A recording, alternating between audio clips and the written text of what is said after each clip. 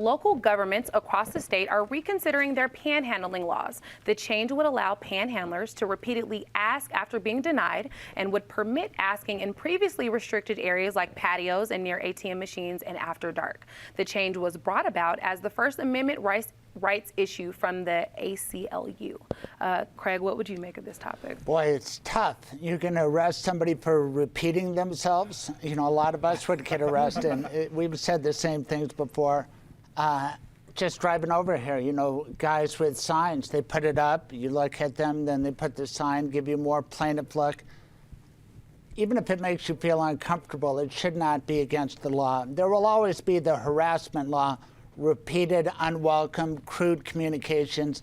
That law will stay on the books, but I think there are First Amendment issues involved. Homelessness in Denver is a huge issue. Patty, what would you make of this topic? Well, and panhandling is just a tiny subset of that. And in fact, in many cases, the sign flyers, for example, by the side of the road are not your average homeless person. You know, they're people who actually, some of them make a lot of money, and it's just the way they do it.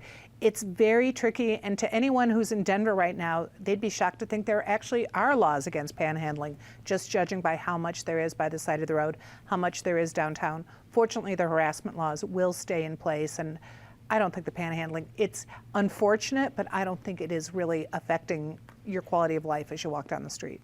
David, what do you make of this topic? I mean, for some people, it's a personal thing. What do you say? I think the cities are rushing prematurely to change their laws. This is a case that came out of Grand Junction.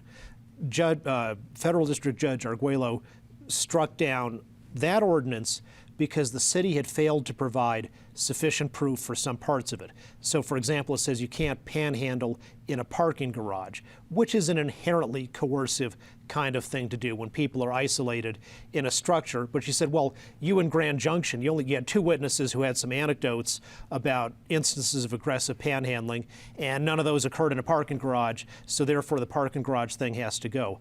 I think if cities are willing to stand up and put on a stronger factual record than Grand Junction did, those ordinances might be upheld. And remember, this is just a decision that came down on September 30th from the Federal District Court. Grand Junction has 45 days to consider an appeal, or they can, they've already modified their ordinance to some degree. So I don't think the weak factual situation in the Grand Junction case means that cities have to abandon all of their things to prohibit panhandling in situations which are inherently coercive and threatening.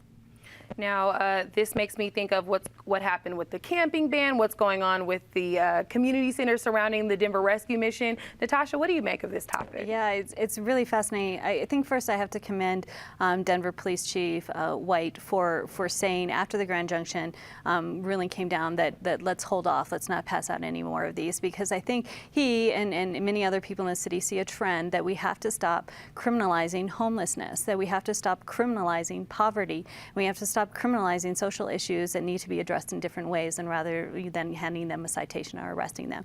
And actually, our November issue of 5280, we have a massive package on homelessness, which I hope will introduce people to some of the different faces of homelessness, how this topic is really much broader than the stereotypes that we often hear about in the media.